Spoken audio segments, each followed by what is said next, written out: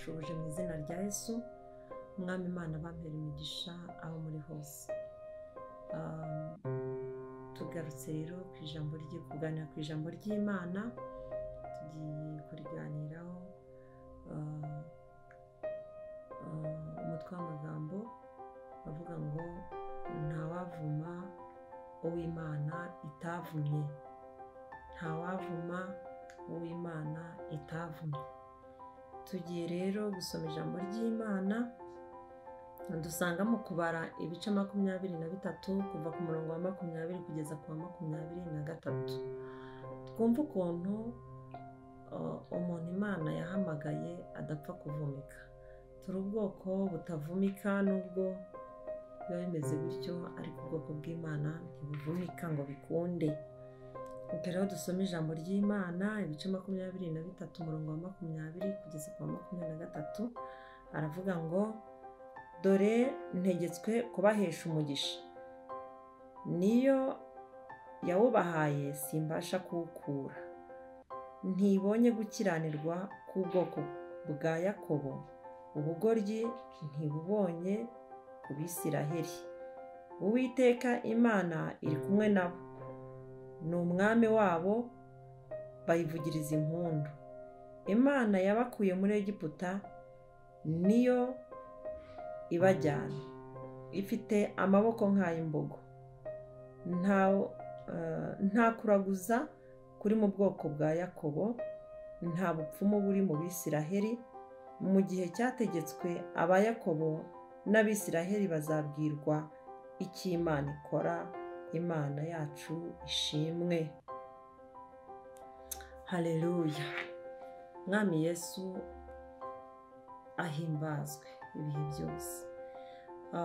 Iri ni ijambo, hariho umugabo witwaga Balamu, yajyaga arwanya ubwoko bw'Abisiraheli. Hanyuma ngo igihe kimwe yari ari kumwe n'abagabo bakomeye, cyangwa se abantu bo mu mudugudu w'Imowabu bakomeye. Hanyuma ngo ahamagaza Baraki. Baraki yari ari kumwe n'abantu bo muri b'Imowabu. Ngo noneho ahamagaza Balamu, amuha ibiguzi kugira ngo ajye kuvuma ubwoko bw'Imana. Nuko rero aramubahamagara, nyine aramuhamagara, agenda amuha ibiguzi ngo agende avume ubwoko bw'Imana. Ariko hari harabayeho ikintu cyo gushaka ikintu cyatandukanya ubwoko bw'Imana n'Imana.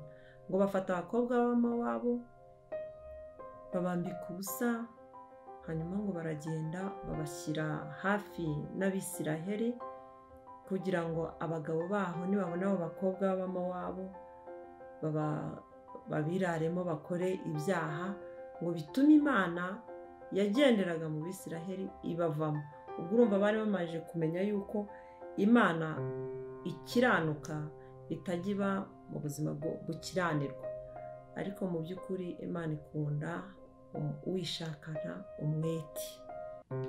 Hanyuma abagabo nyine ibyo barabikora, bagwa kuri abo bakobwa b'Imowabu. Abo bakobwa urumva bari babaye imitego. Hanyuma Baraki amaze kubona ko icyo kibayeho, noneho ahita ahamagara umuhanuzi Balamu, aramubwira ati, dore Abisiraheli bakoze ibyaha, bakoze ibyangwa n'amaso y'Uwiteka, Imana yabo ntikibarimo. None ndakwinginze, genda umvumire buriya bwoko, imivumo ibafate.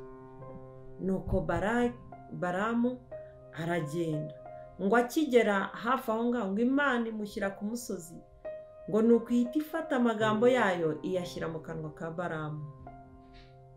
Yesu ashimwe. Kadusoma amagambo yamushyize mu kanwa, dusanga muri ibice 23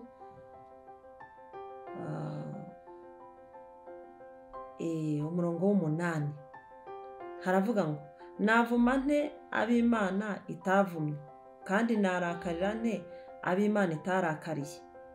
Kuko nitegereje ubwo bwoko ndi hejuru y'ibitare, nkabwitegereza ndi mu mpinga y'imisozi, dore n'ubwoko butura ukwabwo ntibuzabarwa mu mahanga. Ninde ubasha kubara umukungugu n'ubwoko bwa Yakobo? Cyangwa ninde ubasha kubara igice cya 4 cy'Abisiraheli?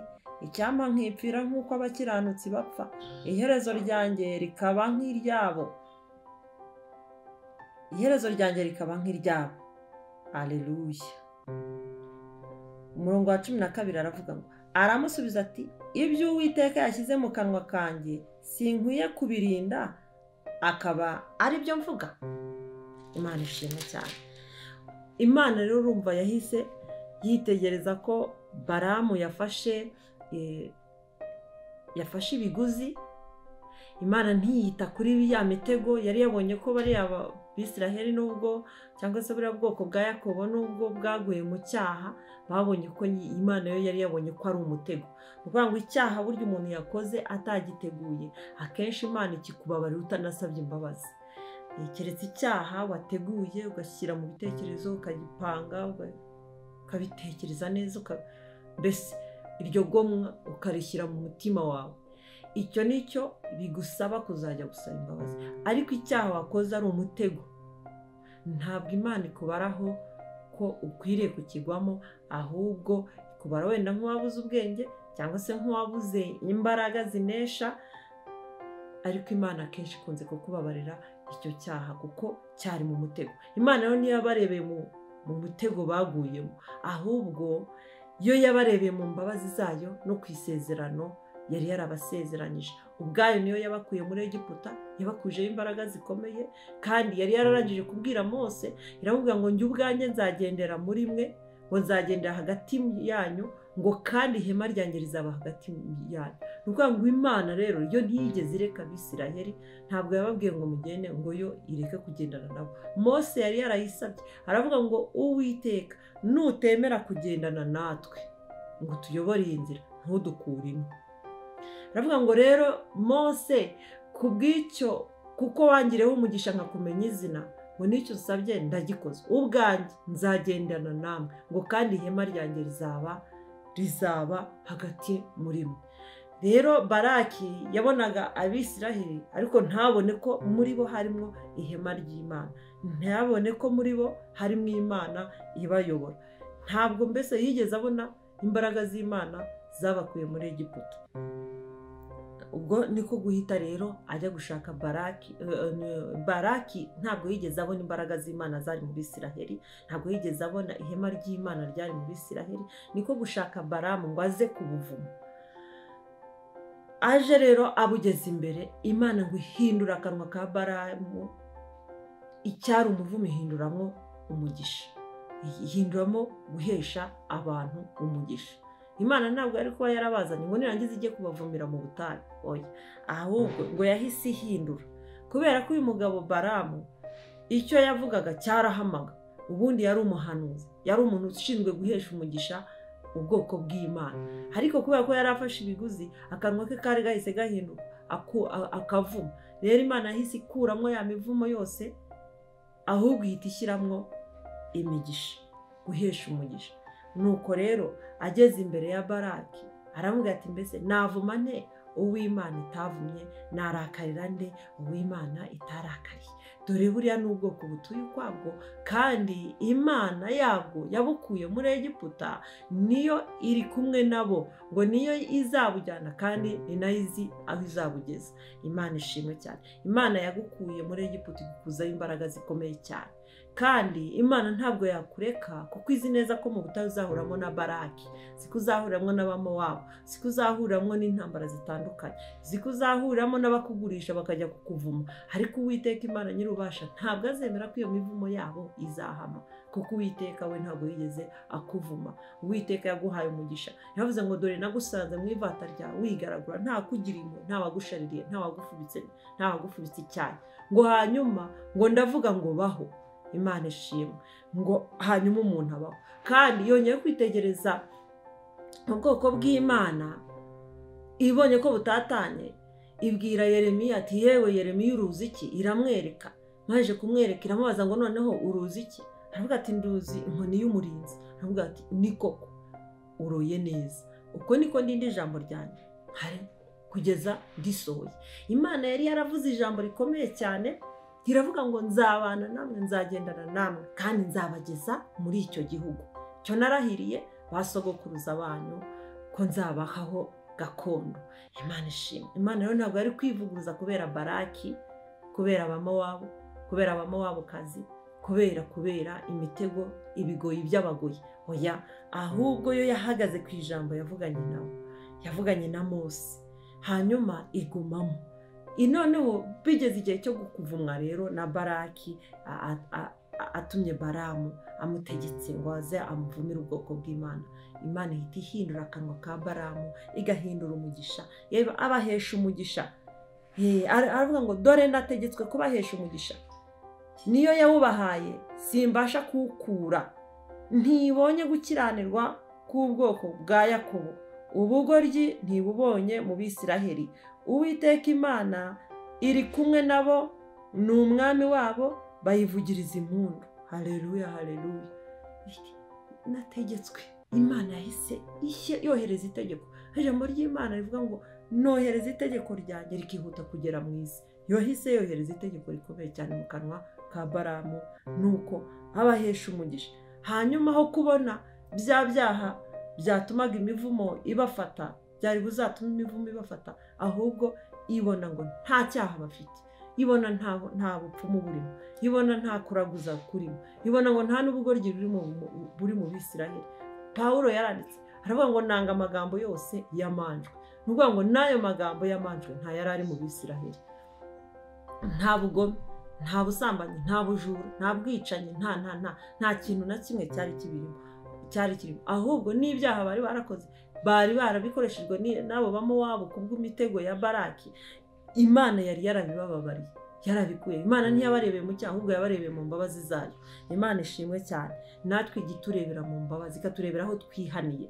Imana ntigiturebera cyane ngo ihatinde aho twakoreye icyaha, ahubwo ikurebera aho wagiye kwihanira icyaha, akaba ari bigukiriza. Ibyo rero ababisha bawe cyangwa abakuvuma ntibabizi, bo bahora bakubaraho uko wari uri kera, uko wari uri kera utari wamurikirwa n'umucyo, uko wari uri kera utari wakira umwami Yesu n'umukiza wawe, uko wari uri kera uko mu miryango yanyu byesitaye.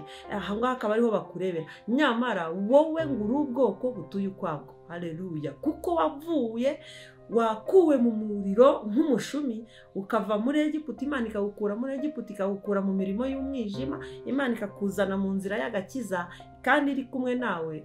Iyo iri kumwe nawe kugira ngo imivumo yose, yaba iy'akarande, yaba iy'abagome, yaba iy'abanyeshyari, yaba iy'abagome, y'abicanyi, ubugambanyi bwose bukorwa na ba Baraki butaza gufata. Imana rero ihita ihinduramo ibyo byose, ibyari imivumo igahinduramo umugisha.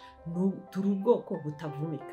Abatuvuma barahari, abajya gutanga ibiguzi kugira ngo bafunge ibyacu, kugira ngo batuvume, tuba abakene, tuba abatindi, tugirweho n'indwara zituma twihakana Imana, tugirweho n'amadeni, tugirweho n'ubukene, tugirweho n'ibibazo bitandukanye bitume twitotombera Imana yacu, bitume tuyivaho. Abatuvuma barahari ngo kugira ngo imivumo ikunde idufate. Ibyo ngibyo, iyo mitego irahari. Ariko umwami Yesu icyo yavuganye nawe, icyo Imana yakuvuzeho irakirinda kugeza igihe kizasohorera.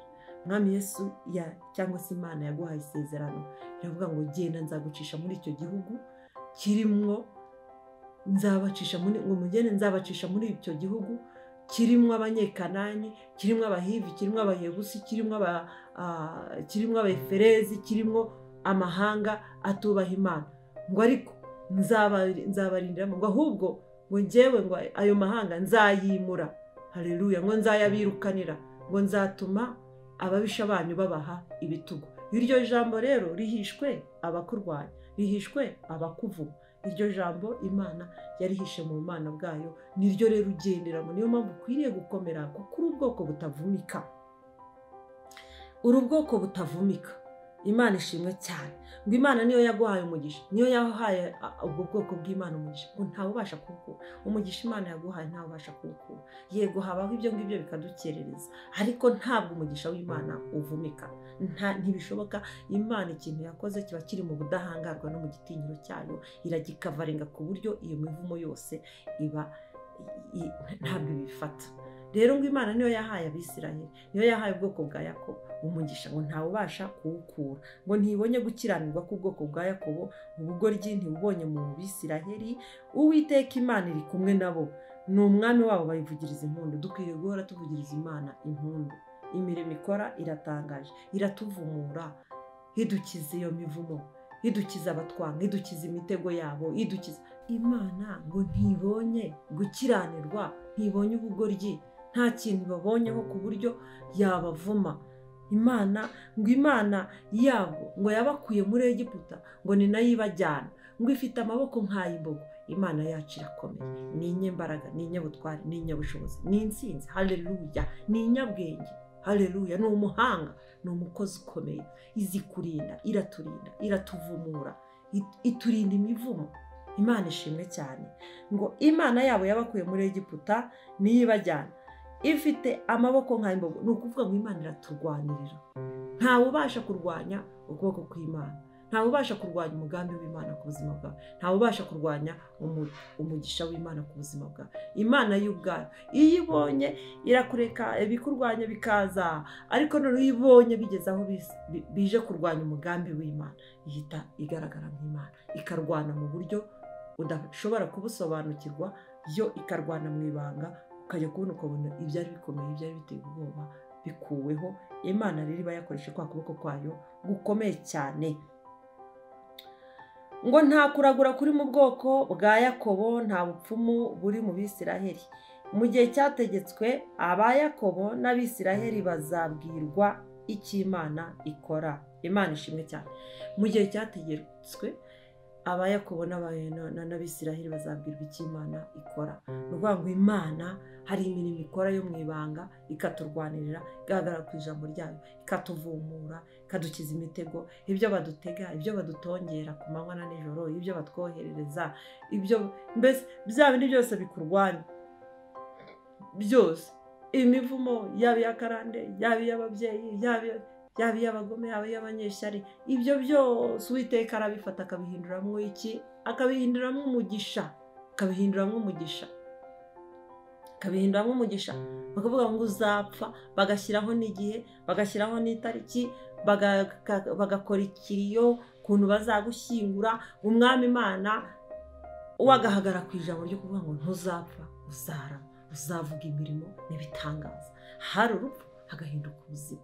Imana yacu irahari, irakora, yimura imisozi itabimenye, ngo kandi ijya yubika ndetse ikayubikana uburakari bwayo. Ngo ni Imana ifite imbaraga, ifite amaboko nk'ay'imbogo. Imana ishimwe. Rero ngo yaritegereje muri ubwo bwoko, ngo arangira aravuga ngo kandi muri bwo ngo habunzemo intare y'ingore. Ngo iyo ngiyo ngo ntituza, amen, ntituza, ngo itari yabona umuhigo. Imana ishimwe. Imana yacu iduhigira ababisha bacu ku manywa na nijoro. Baraduhiga bakagira ngo twebwe ntitubireba, bakagira ngo twe ntitubizi. Jya wicecekera usenga Imana, uyihimbaze, uyihe impundu iteka ryose, uyiramye, uyihimbarize mu mutima, uyihimbarize ahagaragara n'ahatagaragara, uyamamaze, uyimenye, uyikunde urukundo rwumva ko ruri deep muri Kristo Yesu. Ubundi ahasigaye wicecekere. Yigeze ibwira Mose aravuga ngo bwira Abisiraheli ngo ubundi bakomeze bagende, ngo ubundi mwicecekere. Umunyegiputa mwabonaga uyu munsi ntimuzongera kumubona. Niko byagenze. Ingabo za Farawo iziroha mu nyanja, inyanja irazitwikira. Umunyegiputa naho ngaho baherukanira, naho ngaho baherukanira, kuko Imana yari yavuze ngo buretse mwebwe nimwicecekere gusa, urugamba si urwanyu. N'aba rero bwari ubwoko bwicecekere, bwiturije, ngo nuko babwitegereje bavuga ngo genda ujye kubuvuma. Imana idukuraho imivumo bene data. Turi ubwoko butavumika, turi ubwoko butuye ukwabwo. Imana yadukuye muri Egiputa kugira ngo duture ukwacu, kandi yadukujeho imbaraga zikomeye. Yatanze ingabo nyinshi zipfa ku bwacu. Niko yabwiye umugaragu w'Imana Yesayi, niko yavuze mu bice 43 reka tuhasome Yesaya ibice 43 reka tuhasome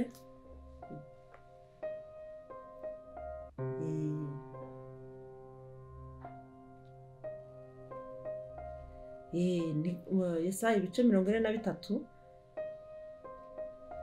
niko yanditse umurongo wa mbere tugeze ku murongo wa 5 haravuga ngo ariko noneho Uwiteka wakuremye wowe Yakobo kandi nkakubumba wowe Isiraheli aravuga ati witinya kuko nagucunguye naguhamagaye mu izina ryawe uri uwanjye nunyura mu mazi nzaba ndi kumwe nawe nuca mu muriro nuca mu migezi ntizagutembana nunyura mu muriro ntuzashya kandi ibirimi byawo ntibizagufata kuko ndi kumwe nawe kuko ndi Uwiteka Imana yawe uwera wa Isiraheli umukiza wawe nagutangiriye Egiputa ho incungu Etiyopiya n'Iseba nahatanze ku bwawe kuko wambereye inkoramutima kandi ukaba uwo kubahwa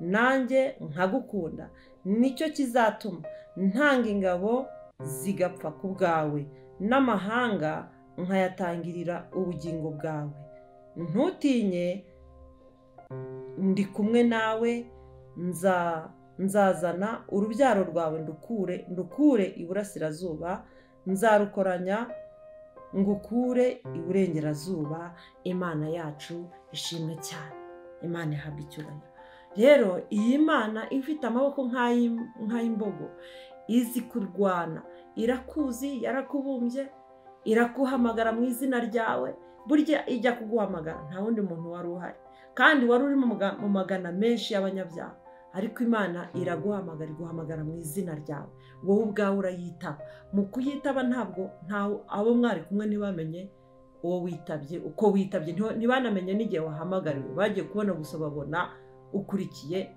iryo jwi babona habayeho impinduka mu buzima bwawe babona wabaye umuntu w'Imana hanyuma Baraki rero ntiyigeze yumva ubwoko bw'Imana uko bwahamagawe ntiyigeze amenya uko bwavuye muri Egiputa isezerano Imana yari bufiteho Imana rero yo irwana mu buryo bw'Imana bwayo iraburwanira irabuvumura ibukiza iyo mivumo ya Baraki irabukiza hanyuma iranaburwanirira iyi ntare iberaho kurwanirira ibyana byayo kugira ngo bitaribwa n'izindi nyamaswa iyo bitari byagira imbaraga zo kuba byabasha kurwana ngo nayo ubwayo ntigiryama ngo itaracyura umuhigo rero ngo iyi Mana ifite imbaraga ifite amaboko nk'ay'imbogo kuvuga ngo ifite amaboko ntineshwa ntirwanwa ngo ineshwe kuko ubwayo irwanirira isezerano yasezeranye nawe irwanirira ijambo ryayo kuri wowe niyo mpamvu yavuze ngo naraguhamagaye ubwawe rero ngo niyo wanyura mu mazi ntazagutembana niyo waca mu migezi ntizagutembana niyo waca mu muriro ntuzajya mbese uzaca mu bikomeye no mu biteye ubwoba uzanyura no muri abo banyamivumo no muri ubwo bwoko buvuma n'ubwica n'uburaguza n'ubugira gute ariko wowe uzahava ufite ubugingo kuko Imana ivuganye nawe rero kuko ngo nagutangiriye Egiputa ho incungu ngo Etiyopiya n'Iseba mpatanga ku bwawe hari ingabo Imana yatanze ku bwawe zipfa ku bwinshi ku bwawe kugira ngo wowe ubeho kugira ngo Imana igukure muri Egiputa niyo mpamvu rero Imana itazakureka ahubwo iravuga ngo nzakugwiza Imana ishimwe cyane ngo kuko wayibereye inkoramutima kandi ukaba wo kubaho umuntu wubaha Imana nayo iramwubaha umuntu ukunda Imana nawe Imana iramwubaha igatanga ingabo nyinshi zigapfa kubwe ikamurwanira ikamusindishiriza bene data mureke tuve mu bintu byo kuvuma gufunga imigisha y'abandi, kurakarira abashubijwe, kugira ishyari. Turemureke tuve muri ibyo ngibyo. Imana yaremye umwana w'umuntu, iramuzi, iramusobanukiwe, yamuremye imufiteho umugambi, imuhamagara mu izina rye, ikamukomeza, ifite isezerano ku mwana w'umuntu. Nimureke tuve muri ibyo, ahubwo dukurikire Kristo Yesu, dukurikire umwami Imana, tubane n'abera. Imana iravuze ngo kuko nubwo byagenda uko nguko, ngo nzaba ndi kumwe nawe. Imana ishimwe cyane, nzaba ndi kumwe nawe muri ibyo bikomeye, muri ibyo biteye ubwoba, muri ibyo bishaka kuguhitana, nzaba ndi kumwe nawe. Ubwo turi kumwe n'Uwiteka ntacyo tuzaba. Niyo mpamvu ushobora kubona umuntu ari mu bigeragezo bitandukanye, ugategereza ko apfa, ugategereza ko abimanikira amaboko, ugaheba. Aba afite ibanga ry'uko Uwiteka ari kumwe nawe.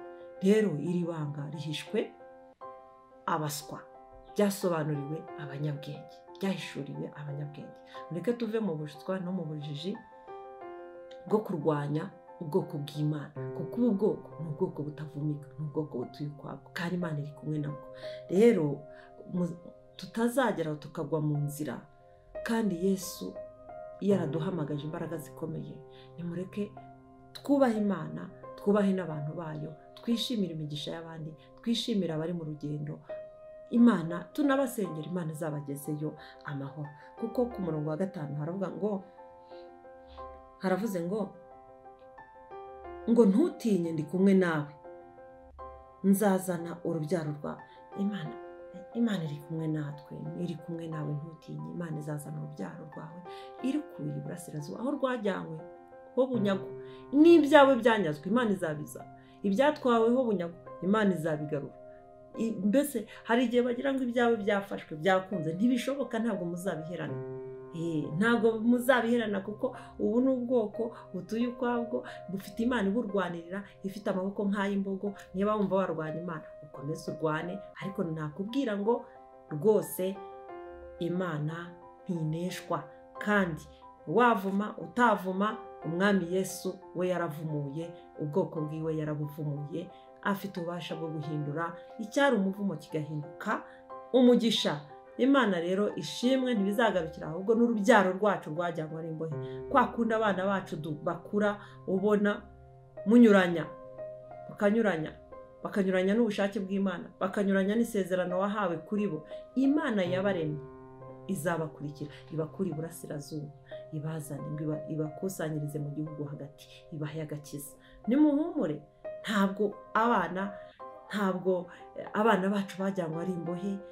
Ntabwo Imana izemera yuko baheranwa n'amaboko ya Farawo, ntabwo bizemera ko baheranwa n'imivumo ya Baraki, ahubwo Imana bizabazana, ngo ibakure iburasirazuba, ngo ibazane bakusanyirize mu gihugu hagati, ihabahere wa mugisha yagusezeranyije. Imana ni nziza, yaduhaye umugisha, ntabwo izarenzaho umuvumo. Imana yacu ni nziza, niyo kubahwa kandi niyo kwizera. Ndabakunda cyane, ntimuterwe ubwoba rero n'irikome ry'ibibagerageza ngo bitume mwumva ko muri ibivume. Umwami Yesu yaratuvumuye, Imana yaratuvumuye. Baraki yaravuze ngo navuma nte uw'Imana itavumye, narakarira nte uw'Imana itarakariye. Imana niba itakurakariye, niba itarakuvumye, humura, abavuma bazavumira ubusa. Imana izahindura ya mivumo. Ihindura iki? Ihindure nk'umugisha. Imana ishimwe.